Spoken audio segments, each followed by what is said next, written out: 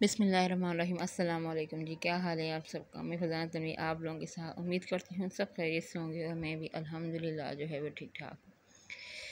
तो जी वी लोग नहीं बना पाए क्योंकि जो है वो रीज़न यही था कि जी अहमद की बर्थडे पार्टी जो है वो जो है वो हो तो गई थी खैर से, लेकिन बच्चों की तबीयत जो है बनने पहले भी बताया था कि अचानक से जो है वो ख़राब हो गई थी।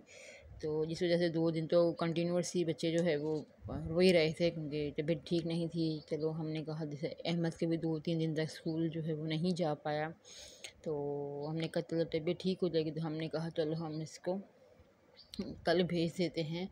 तो वो जैसे ही इसको हमने स्कूल के लिए इसके बाबा ने उठाया तो वो चल भी नहीं पा रहा था। उसको वीकनेस इतनी ज़्यादा हो गई थी कि वो जो है वो चल नहीं पा रहा था और उसको काफ़ी तकलीफ़ भी थी।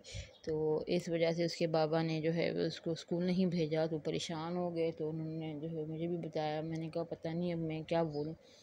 तो फिर हम लोग जल्दी जल्दी में जब तक उनके बाबा ड्यूटी से गए फिर वापस हाफ डे लेकर वापस से घर पे आए। तो फिर इसके बाबा ने जो है वो 12-1 बजे तक जो है वो मैं इमरजेंसी में डॉक्टर को दिखाया है। तो उन्होंने तो कुछ ख़ास नहीं कहा, उन्होंने दवाइयाँ शवाइयाँ दे दी ताकत की कि शायद अल्लाह पाक करेगा बेहतर हो जाएगा। एक इंजेक्शन वगैरह भी लगाया और दिया भी, तो वो पीने का था। तो वो तो पी लिया इसने खैर से, उससे काफ़ी इसको आराम आया। तो अभी काफ़ी बेहतर है, वो कल से जो है वो चल फिर भी रहा है और कोई मसला भी नहीं है। तो अब वो तो फिर शाम में फिर हम लोग अपने छोटे बेटे को लेके गए क्योंकि उसकी तबीयत काफ़ी ख़राब थी। जब हम वहाँ से वापस घर आए तो सारे की तबीयत बहुत ज़्यादा ख़राब थी। उसको 1 से 2 बुखार से ऊपर बुखार था और वो कंटिन्यू से रोई जा रहा था। वो रो तो अभी भी बहुत रहा है। तो इसके बाद जी फिर हम लोगों ने क्या किया, हाँ फिर शाम में हम फिर मेरे हस्बैंड दोबारा से वापस गए जॉब पे क्योंकि उनको हाफ डे था तो उनके जाना ज़रूरी था। पता जॉब का एक बड़ा मसला होता है कि आजकल मिलती भी नहीं है। तो इस वजह से उन्होंने बस इतना मुझे उनको बस दिखा कर चले गए थे। तो फिर हम लोग 7 बजे तक 7 साढ़े 7 बजे फिर हम लोग अपने बेटे को लेकर गए छोटे को, तो उसको फिर इंजेक्शन लगा है। और फिर 8-9 बजे सो गया क्योंकि बड़ा बेचैन था अभी दवाइयों की वजह से ना बच्चा बिल्कुल निढाल हो गया, दोनों बच्चे बहुत निढाल हो गए हैं। तो कुछ खा पी भी नहीं रहे, कंटिन्यूसली बस रोए जा रहे हैं। बड़ा तो चलो है समझदार है, शुरू में तो वो भी बहुत रो रहा था, पता नहीं रोए जा रहा है, क्या मसला है बता भी नहीं रहा।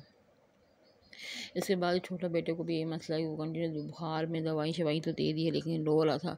तो अभी उठा तो ब्लास वगैरह दी है, तो अब वो जो है वो स्पेशलिस्ट को दिखाया था मैंने, ये गरीब ही है हमारे, लेकिन अभी मैंने कहा वहाँ दूर जाऊँगे हॉस्पिटल में तो फिर वहाँ बहुत ज़्यादा जो है वो आने जाने का इतना किराया लग जाता है, बाइक तो है नहीं हमारे पास। तो इस वजह से वो मैं कहती बस इधर ही करीब ही दिखा दें, यहाँ से कौन 200-250 किराया करे फिर वहाँ से। अच्छा वो मैं हमारी तो यही थिंकिंग है क्योंकि मिडिल क्लास फैमिलियों की तो यही यही ज़्यादा होता है कि जी 200-250 बच के वो हम अपने बच्चों पे लगाएँ, उनकी दवाइयाँ ले लेंगे, जो हम अपने ज़्यादा बारे में तो सोचते भी नहीं हैं कि हमें क्या तकलीफ़ है या हमें क्या मसला है। तो हम बस यही हर वक्त जहन में बस ये बात सवार होती है कि जी बस कुछ ना कुछ करके इनको दे दो, बस अपना खैर है, बच्चों को हो जाए बस अपना खैर है। तो इस चक्कर में काफ़ी बुरी कंडीशन अपनी भी कर देते हैं और फिर बाद में लोग कहते हैं कि जी मिलता नहीं है, पता नहीं अजीब सी हो जाती है। अच्छा ये सुबह हो चुकी थी, वही बता रही अल्हम्दुलिल्लाह से वो जो है वो काम शाम कर लिया था। बच्चों को दवाइयाँ सबसे पहले तो मैंने उनको दवाइयाँ दी क्योंकि सबसे पहले उनकी मेडिसिन थी। मैंने कहा इनको दवाइयाँ प्रॉपर दूँगी तो ये प्रॉपर सही चलेंगे, अगर मैंने इसमें लापरवाही की तो ये जो है वो बजाय इसके सही होने के इनको बुखार चढ़ जाएगा या इनको फिर दर्द उठेगा या फिर इनको कोई अकेली होती हूँ, दोनों बच्चों को हैंडल करना थोड़ा सा मेरे लिए मुश्किल हो जाता है। बड़ा तो चलो समझदार है और समझ भी जाता है, छोटे को तो अब मैं उसको वो तो किसी के हवाले भी नहीं कर सकती क्योंकि वो संभलता ही नहीं है, किसी से नहीं संभलता वो मेरा बेटा। तो इसके बाद सुबह वो काम शाम किया, दवाइयाँ दी, नुबलाइज़ किया बच्चों को मैंने, फिर फटाफट मैंने काम किया। फिर मैं 9 बजे मशीन लगा दी है क्योंकि मेरे कपड़े बहुत ज़्यादा हो गए थे अब पहनने के बाद। क्योंकि मैंने कहा कि मैं इंशाल्लाह जो है वो उसको धो बोलूँगी, बट ये था कि मैं धो नहीं पाई क्योंकि जो है वो इवेंट आ गया, शाश उसकी अहमद की बर्थडे आ गई थी, रिज़ल्ट था, फिर बच्चे बीमार। अब मैं बच्चों को देखूँ तो घर का काम में जाता है, घर का काम देखूँ तो बच्चे रह जाते हैं, तो दोनों में से दोनों को मैनेज करना बड़ा मुश्किल। आज मेरे बच्चे मुझे थोड़े से बेहतर लगे तो मैंने कहा चलिए हम मशीन लगा देते हैं ताकि जो है वो किसी तरीके से वो थोड़ा बहुत जो है वो सही हो जाए ना। तो अभी छोटा बेटा बहुत तंग कर रहा था, अगर मैं पानी के टप के अंदर बैठ जाऊँ, लेकिन बड़ी सख्ती के साथ उसको मैंने डांट बूट के जो है वो लिटा दिया है ताकि वो फिर थोड़ा सो गया था, लेकिन बड़ी बेचैनी की तरह वो उसको जो है वो लेट सोया। लेकिन खैर अब क्या कर सकते हैं, बस अल्लाह करे वो ठीक हो जाए किसी भी तरीके से। तो बस चलें जी, मैंने कहा अब इतना सा मैं बता दूँ अपने बच्चों के बारे में कि ये मेरा जो है वो मसला था। तो चलो अल्लाह पाक करे सेहत ज़िंदगी दे दोनों बच्चों को। तो काफ़ी प्रॉब्लम्स हो रही थी, पता नहीं क्यों ठीक नहीं होते, तो मुझे काफ़ी जो है वो अफसोस भी होता है यार, मैं इतना इतना केयर करते हैं, इतना कि मसला ना हो, लेकिन फिर भी जो है किसी न किसी तरीके से बच्चे जो है वो हमारे बीमार हो ही जाते हैं। तो वो क्यों होते हैं तो वो तो अल्लाह ही जाने, वैसे बीमारी तो खैर शक अल्लाह की तरफ से ही आने वाली है। लेकिन बट ये है कि बहुत ज़्यादा जो है वो तकलीफ़ होती है, इतना ख़र्चा भी होता है। फिर बता मैं हमेशा ही सोचती हूँ कि इस बार कुछ बचा लूँगी तो अगले महीने मसला ना हो। इसी तरीके से होता है कि जब भी सोचती हूँ कुछ ना कुछ ऐसी आफ़त आन पड़ती है कि जो है वो मैं कुछ कर नहीं पाती, और जो है वो बड़ी मुश्किल से जो है वो मेरे लिए जो है वो मसले होते हैं। अच्छा जी, तो इसके बाद जी काफ़ी देर के बाद क्या बात कर रही थी, मतलब मैं भूल जाती हूँ बड़ी। चलिए जी, मेरी वीडियो को ज़रूर पूरा वॉच किया करें, ताकि किसी न किसी तरीके से मैं आप लोगों को जो है वो गाइड करती रहूँ, ताकि अल्लाह पाक जो है वो मेरी भी मदद करे, मेरी भी मुश्किलात आसान करे। तो दुआ में याद रखिएगा। तो अच्छा जी, आज मैंने 3-4 टॉपिक सोचे हुए थे। एक तो मदरसे का किस्सा था, और एक दूसरी पता नहीं कौन सा था, मुझे याद नहीं है। तो उसमें ये था कि मतलब हाँ, एक मतलब एक डॉक्टर के पास जो है वो एक पेशेंट आया। तो अब मैं भी डॉक्टर के पास गई थी, तो मैंने कहा डॉक्टर के हवाले से बात कर लेते हैं। तो ये तो खैर उस वहाँ किस्सा नहीं था, ये तो मैंने कहीं सुना था। तो डॉक्टर के पास जी एक पेशेंट आया, एक छोटा सा बच्चा आया, तो एक उसके साथ एक मौलवी टाइप साहब आया। तो उसने कहा कि जी 3-4 दिन हो गए हैं, ये बच्चा जो है वो बोल नहीं रहा। तो उसने कहा पहले ये बोलता था, तो उसने कहा हाँ जी ये बिल्कुल बोलता था और सही बोलता था। तो अच्छा जी, उसने कहा ये कहाँ क्या करता है, तो उसने उसको बताया कि हम मदरसे में पढ़ता है, और इसके बाद ये 3-4 दिन हो गए हैं, तो ये उसका भाई जो है वो यहाँ पढ़ते हैं। तो और ये बोल नहीं रहा। तो उसने कहा अच्छा ठीक है, मैं देखता हूँ। तो इसके बाद जी उसने उसको जो अटेंडेंट था उसको बाहर भेज दिया। उसने कहा आप बाहर चले जाएँ, मैं बच्चे से बात करता हूँ। अच्छा जी, बच्चे की आंखों में अजीब सा जो है वो खौफ था, और बच्चे की मतलब बड़ा कंफ्यूज, डरा हुआ, सहमा हुआ बच्चा, कि किसी न किसी तरीके से जो है वो डर के मारे बात भी नहीं गया। उसने उसे कहा बेटा क्या हुआ है बताओ मुझे, डरो नहीं, मैं तुम्हें कुछ भी नहीं करूँगा। तुम्हारी अगर मुझसे ये हो सका तो मैं तुम्हारी हेल्प करने की ज़रूर कोशिश करूँगा कि किस तरीके से मैं तुम्हारी जो है वो हेल्प कर सकूँ। वो बच्चा भी डरा डरा सा, उसे काफ़ी इतना काफ़ी देर समझाने के बाद वो थोड़ा सा एतमाद हुआ बच्चा, थोड़ा सा उसको इत्मीनान महसूस हुआ कि हाँ वो किसी सेफ जगह पे आ गया है। तो उसने सिर्फ सर हिलाते हुए उसे ना और हाँ में जवाब दिए। पहला सवाल डॉक्टर ने से ये पूछा कि तुम कहाँ से हो, मतलब तुम्हें यहाँ मारते हैं? तो उसने सिर्फ हाँ में जवाब दिया, हाँ मारते हैं। कहाँ मारते हैं? तो उसने इशारा किया मेरी पीठ पे और मेरे मुंह पर मारते हैं। अच्छा, उसने कहा तुम्हारा कोई यहाँ कोई और है भाई वगैरह? तो उसने कहा मेरा एक भाई है। अच्छा जी, इसके बाद फिर उसने कहा तुम्हें अपने सबसे पहले उसने कहा कि तुम्हें अपने घर वालों में से किसी का नंबर याद है? तो उसने कहा हाँ मुझे अपने बहन का नंबर याद है। कुछ बात की, कुछ सर हिलाया, ज़्यादा उसने बात नहीं की बच्चे ने। तो उसने जो है वो उसको फ़ोन किया उसकी बहन को, और उसको बताया कि ये 2 बच्चे हैं, तो ये आप इसको यहाँ से ले जाएं, और ये बच्चा पिछले 3-4 दिन से बात नहीं कर रहा, तो क्या वजह है? तो ये यहाँ यहाँ कैसे आया? ये कराची से लाहौर गया था मदरसे में पढ़ने, ठीक है। तो उसने उसकी बहन ने डॉक्टर को बताया कि जी हम यहाँ पे वो पढ़ता नहीं था, तो इसके बाबा ने जो है वो यहाँ से निकाल के इसको मदरसे में डाले कि तुम वहाँ जाके पढ़ो, और पूछते भी नहीं हैं कि बच्चा किस हाल में है किस नहीं है, और कोई पता नहीं। तो उसने कहा कि जी बच्चा 3 दिन से बोल नहीं रहा, बच्चा बहुत ज़्यादा ज़हनी तनाज़ुर का शिकार है, और अगर अल्लाह ना करे कि कुछ ऐसा वैसा कर बैठा, ख़ुद को मार बैठा, या कोई ऐसी भाग गया, या किसी गंदी चीज़ों में लग गया, तो बड़ा बड़ा दुख की बात होती है माँ बाप के लिए या किसी के लिए भी। तो उस लड़की ने कहा कि जी अच्छा जी ठीक है हम देखते हैं, पता नहीं वल्लाह आलम कि जी उसने उनको देखा या नहीं देखा। ये असल रियल स्टोरी है, कोई मनगढ़ंत कहानी नहीं है। अव्वल बात करने का मकसद यही था कि बच्चे को उन्होंने इतना इतना मारा है, इतना मारा है कि जो है वो बुरा हाल कर दिया कि बच्चा डर के मारे अब बोल नहीं पाता, बोलता है लेकिन डर के मारे ज़बान खोलता ही नहीं, भले कुछ भी कर लो तुम लोग, मुझे ज़मीन आसमान एक कर लो लेकिन मैं बोलूँगा नहीं। तो यहाँ पे हमारे मोहल्ले में भी कुछ ऐसे केसेस हुए थे जो मदरसे के बच्चे जा रहे थे। मदरसे की टाइमिंग, मेरा अव्वल बात करने का मकसद ये है कि मदरसा अब हम लोग बच्चों को भेजते हैं, हम लोग इसलिए भेजते हैं कि चलो दीनी तालीम बच्चा हासिल कर सके, या हम लोग इसके दीन और दुनिया दोनों की ख़बर हो, नमाज सीख सके, कुरान पढ़ सके, जितना उस बच्चे से पॉसिबल हो सकता है। लेकिन आजकल के जो मदरसे हैं, मैं ये नहीं कहती कि सब मदरसे एक जैसे हैं या सब मदरसों में एक ही जैसी तालीम दी जाए, लेकिन ओवरऑल देखा जाए तो मदरसे की तालीम काफ़ी स्ट्रिक्ट होती है और बच्चों को बहुत बुरे तरीके से जो कारी साहब होते हैं वो मारते हैं। इतना बुरे तरीके से मैंने कितने केसेस सुने कि बच्चे भाग जाते हैं, बच्चे मर जाते हैं, बच्चों को ज़हनी तनाव वो शिकार कर देते हैं। अब ये आज जिनका अगर बच्चे का दिल नहीं लगता उन चीज़ों में, तो आप बच्चे को वो क्यों गाइड करते हैं ज़बरदस्ती? तो आप बच्चे को वो चीज़ें तो ना दें जो जो वो करना नहीं चाहता। अगर अल्लाह ने इसको हिदायत नहीं, अल्लाह इसको हिदायत देगा तो वो बड़ा होकर भी कर लेगा। तो कुछ वालिदैन अपने बच्चों से जान छुड़ाने के लिए मदरसों में डाल देते हैं कि खुद ही मौलवी साहब ये जाने मौलवी तो पीछे बच्चे की ख़बर भी नहीं ली जाती कि वो मदरसे में कर क्या रहा है। वो पूरा एक हफ़्ते के बाद आता है या महीनों महीनों नहीं आता। अब जो दूर होंगे तो उनके लिए बड़ा ही मसला होगा। तो यार कारी साहब वो जो भी हैं, तो यार बच्चों पे जुल्म ना किया करें, अल्लाह भी इसी का अजर लेगा। अगर बच्चे को बाज़ औक़ात तो ये सुना है कि सुबह 6 बजे 7 बजे उनको उठा दिया जाता है, खाना भी बाज़ औक़ात मैंने कितने बच्चों के मदरसे भी मैंने सुना था, इस पे केस भी हुआ था, जो बाद में बंद कर दिया गया था कि बच्चों को वहाँ बच्चे डर के मारे पढ़ते नहीं थे, आते नहीं थे। तो उन जो वहाँ के जो वो थे, जो बड़े बड़े कारी थे या उलमा थे, वल्लाह आलम, मुझे नाम नहीं पता, अगर किसी को पता हो तो ज़रूर मैसेज कर दीजिएगा, क्योंकि मुझे कंफर्म नहीं है। तो उन्होंने वो कहते उनको बांध के बच्चों को रस्सियों में, यहाँ से जंजीरों में बांध के, उनकी बेड़ियों तक में बांध के उनको लटका उठाया जाता था। उनको सुबह सवेरे ठंडे पानी में उनको बाल्टियों पर मार दी जाती थी कि उठो सुबह हो गई नमाज। देखो ये इस्लाम में इतनी सख्ती नहीं है।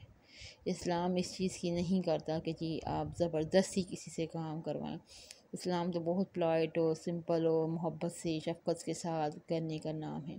या मज़हब के नाम इतनी सख्ती तो जायज़ नहीं है बच्चों को। हाँ ठीक है, सख्ती का है, लेकिन इतना ना हो कि आप उनकी बॉडी पर नीले निशान कर दें, या इतना इतना ज़हनी तवाज़ुन वो कर दें, नफसियाती बना दें बच्चे को कि बच्चा ख़ुदकुशी करने पे आ जाए, बच्चा वहाँ से भाग जाए, या बच्चों को ज़ंजीरों में बांध दिया जाए। तो ये गलत बात है। देखें ये चीज़ें जो इस्लाम में तो ये चीज़ें बिल्कुल ही मना है, और छोटे छोटे बच्चों को जो है वो ये चीज़ें बताई जाती हैं, तो वो बड़े ही मैं हमारे एक साथ में एक था कोई बच्चा, वो मेरे ख़्याल में 6 से 7 साल का ही था। उसकी माँ ने उसको मदरसे में डाल दिया कि यार वो ट्यूशन भी नहीं पढ़ पाता, स्कूल भी नहीं, तो चलो यहाँ पढ़ेगा, चलो हिफ्ज़ कर लेगा, तो चलो हमारे लिए कुछ अच्छा होगा।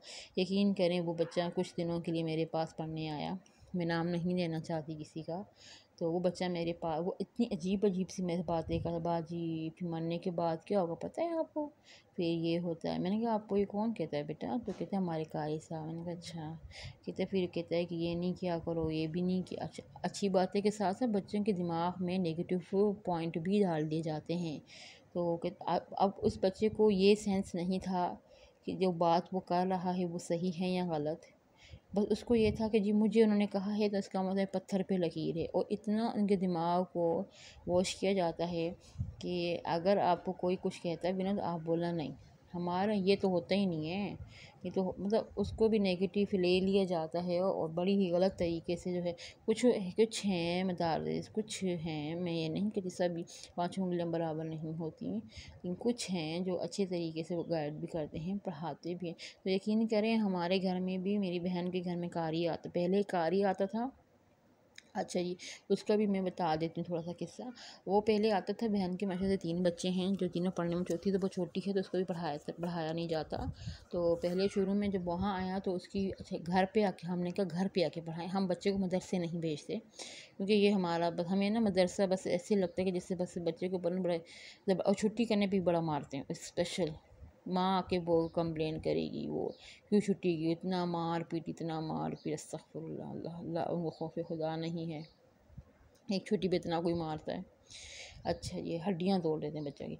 तो वो पहले जी आ रहा था शुरू में 1-2 दिन अच्छा वो हफ्ते में आता ही 2 दिन था। मेरी बहन ने भी कहा चलो ठीक है, कारी मिलते भी नहीं, चलो घर आके पढ़ा तो रहा है। आते आते 1 दिन, फिर 2 दिन, कभी कभी 10 दिन भी नहीं आए, कभी 5 दिन भी नहीं आया, कभी 6 दिन भी नहीं आया, मतलब कंटिन्यूसली वो कभी कभी आता भी नहीं था। तो मेरी बहन ने भी कहा पता नहीं क्यों नहीं मसला होता, अल्लाह जाने। अच्छा ये पढ़ाता कितना था, एक कुरान पाक पढ़ाएं, 1 आयत 2 आयत, रुकू भी नहीं। मेरे हमारे बच्चे 27वें 28वें पारे पे थे और रुकू भी नहीं और 2-2 लाइनें। क्यों? क्योंकि मुझे पता है अच्छा इतने तेज़ हैं कि इनको पता है कि जी अगर हम स्लो स्लो चलेंगे ना तो इससे ये होगा कि स्लो स्लो में फ़ीस भी हर महीने आती रहेगी और जल्दी ख़त्म भी नहीं होगा, और बच्चे को जहाँ इसका 6 महीने में कुरान पाक ख़त्म होने वाला हो वहाँ इसको साल लग जाएगा, ताकि साल की फ़ीस हम एक्स्ट्रा ले सकें। 2,000 रुपये वो ले रहा था, फिर 500 उसने बढ़ा दिए, पेट्रोल की कीमत बढ़ी तो उसने कम, और आता भी नहीं आता सिर्फ 15 मिनट पढ़ाने आता था, यकीन करें आप लोग। सिर्फ वो 15 मिनट पढ़ाने आता था और इतना सा पढ़ाया और ये जाओ वो जाओ, हमें पता भी नहीं चलता था कारी साहब आया और कारी साहब चला गया। मेरी बहन भी बड़ा परेशान, मेरी बहनोई भी कि अब यार इसका क्या करें, बंदे का निकाल देंगे तो बच्चों को सिपारा इस कोशिश में मिलेगा नहीं। तो इतने इतने मतलब वो पैसे भी ले रहा है और पूरे ले रहा है, छुट्टियाँ छुट्टियाँ कर रहा है। तो ये नहीं कि संडे वाले दिन आ जाए चलो मैं कवर कर, तो भाई इस तरीके से ये हराम कमाई हुई ना कि आप आ भी नहीं रहे और आप जो है वो पूरी पेमेंट भी कर ले रहे हैं हमसे। और इस अभी भी बीच में ऐसा हुआ कि वो आ ही नहीं रहा था, फ़ोन तक रिसीव नहीं कर रहा था। मेरे बहनों ने फ़ोन कर करके उस कारी को ना जी ना। तो आखिरकार उसने हमें किसी ने बताया कि मेरी बहन को कि यहाँ दूसरा एक लड़का है वो पढ़ाता है, वो मदरसे भी पढ़ाता है, तो यहाँ उससे जाके मेरी बहन बात करके उसने कहा ठीक है आप कल से आ जाना। अच्छा वो तो कल से बंदा आ गया, अब वो भी ऐसे ही करता है खैर से, वो तो चलो आ गया खैर से। तो मेरी बहनों ने उनको जवाब दिया कि जी आप जो है ना कल आप अब नहीं आएगा, हमने कोई और बंदोबस्त कर लिया। अच्छा वैसे तो फ़ोन को उठाने का नाम भी नहीं ले रहा था वो बंदा कि जी वो अच्छा जैसे कोई ये मैसेज मिला ना कि जी मेरी बहनों ने मैसेज छोड़ा है कि जी आप कल से नहीं आएगा, हमने कोई और बंदोबस्त, फटाफट नहीं मैं बीमार था तो मेरी तवज्जो में तबीयत ठीक नहीं थी, तो फटाफट उठ के जो है वो नीचे आके पहुँच गए गेट के पास हमारे। वहाँ जी आगे तो वहाँ जी उसने दरवाज़ा बजाया, तो बजा बजा के हम ऊपर रहते हैं वो नीचे, वो बच्चे भी नहीं थे। तो आपने कहा मैं इसको क्या बोलूँ, अब मेरे हस्बैंड ने तो बोल दिया कि भाई नहीं आना। इतना गुस्सा, भाई तू पैसे भी ले रहा है पूरे, ऊपर से कहते पैसे भी कम है। भाई तू पढ़ाता ही 15 मिनट है और टाइमिंग कोई पता नहीं, कभी 7 बजे, कभी रात के 9 बजे, तो कभी 10 बजे भी आ रही है। तो ये कि मैं फारिग नहीं होता हमारे से, अक्सर अक्सर बहाने मदरसे में कुछ काम हो रहा है। और यहाँ तक कि चंदा चंदा भी लेते हैं और सदका खैरात भी लेते हैं मस्जिद के नाम पे कि जी मस्जिद बनवा रहे हैं, मस्जिद को ये करें। अच्छा जी ठीक है करें, लेकिन मुझे नहीं लगता कि ये मस्जिद के काम के लिए 50% भी जाता होगा। हम लोग खुद मस्जिद में डाल देंगे चलो यार खैर है, किसी गरीब गुरबा की किसी मदद हो जाएगी चलो, तो उसमें से भी मुझे लगता है कि 10% भी जो मस्जिद में लगता था, 90% ये मौलवी लोग कारी साहब जो मस्जिद में काम करते हैं वो लोग उठा के खा लेते होंगे, चलो अपने अपने घर में खाओ, ये जाओ वो जाओ। तो ये तो गलत बात है, अब क्यों करते हैं वो तो अल्लाह ही जाने। खैर मैं किसी के बारे में किसी को बुरा लगा हो तो माजरत, मैं अव्वल बात कर रही हूँ जो होता है पाकिस्तान में, जो दुनिया में कराची में हो रहा है उसकी बात की जा रही है कि जी ये काम किया जाता है और ये गलत है, और इंतहा का गलत काम, इंतहा का मज़हब के नाम पे जो है ये लोग कारी साहब उन्होंने जो मज़ाक बना के रख दिया है, आते नहीं हैं, पैसे भी लेते हैं और फिर जैसे जुलूसों में ये वो। तो भाई दीन इतना नहीं सख्त है जितना इन लोगों ने मदरसा सख्त कर दिया, बच्चे नहीं जाते डर के मारे, यकीन करें। मतलब 100 में से मैं समझती हूँ 50% बच्चे जाते होंगे कि हम दरसे के वालिदैन छोड़ देते होंगे, लेकिन 50 से 60% लोग ही नहीं भेजते। क्यों नहीं भेजते? क्योंकि वो मारते बहुत हैं, छुट्टी नहीं देते, बहुत सख्ती होती है, 2-2 3-3 घंटे पढ़ा के गला खुश कर देते बच्चे का। बच्चा डर के मारे जाए ना, वो भी मैंने इसका किस्सा सुनाया ना अभी आप लोगों को। तो ये देखें इसके साथ इनके साथ ये हुआ है, तो ये गलत बात है। चलो जी खैर मेरा टॉपिक थोड़ा सा लंबा हो गया, तो मैंने कहा आज हम इसके बारे में बात करेंगे, कारी का किस्सा। एक ज़ुल्मी कारी हो गया खैर से। तो क्या आप लोगों के साथ भी ऐसा होता है जो मुस्लिम फैमिलीज़ हैं और उनके साथ भी कोई ऐसे कारी वाला किस्सा हुआ है, या वो भी उनके उनके घर में भी कारी पढ़ाने आते हैं, या वो बदर से बच दें क्या? ज़रूर आप देखा करेंगे जी कारी के। और यहाँ तक कि जो लड़कियों को तो स्पेशल कारी के साथ भी नहीं भेजा करें स्पेशल। हम तो बहुत डरते हैं, ज़माना बड़ा ख़राब है, कोई भरोसा। अभी मेरी बहन के जब कारी नया आया तो हमने उसको बोला है कि जी आप जो है वो कारी के साथ नज़र रखें। बच्ची है, हम नहीं कहते कि उसकी नीयत ख़राब थी, पता नहीं चलता वक्त के साथ साथ अल्लाह जाने किसकी नीयत कब बदल जाए। तो हमने उसको बोला है कि जी दरवाज़ा बंद करने का, दरवाज़ा बंद नहीं करना, हम सामने बैठे हमारे सामने पढ़ाओ। बच्ची है, बच्चे भी कोई पता नहीं होता, हमें क्या पता वो क्या कर रहा है अंदर कमरे में बैठ कर। हम देखते नहीं, लेकिन आवाज़ तो सुनाई दे, नज़र तो पड़ती है बच्चों पे क्या करें, पढ़ रहे हैं नहीं पढ़े। तो पिछले इतने सालों से हम लोग बच्चों को घर पे ही पढ़ा रहे हैं। तो आप लोग भी खुदा रहा घर में पढ़ाएं, अपने अंडर पढ़ाएं। और अगर करवा रहे हैं देखेंगे क्या करवा रहा कारी। ठीक है जी, दुआ में याद रखिएगा, मेरे बेटे के लिए दुआ करें, अल्लाह पाक करे वो ठीक हो, सेहत याब हो जाए, आमीन सुमा आमीन। ठीक है जी, अल्लाह हाफिज़।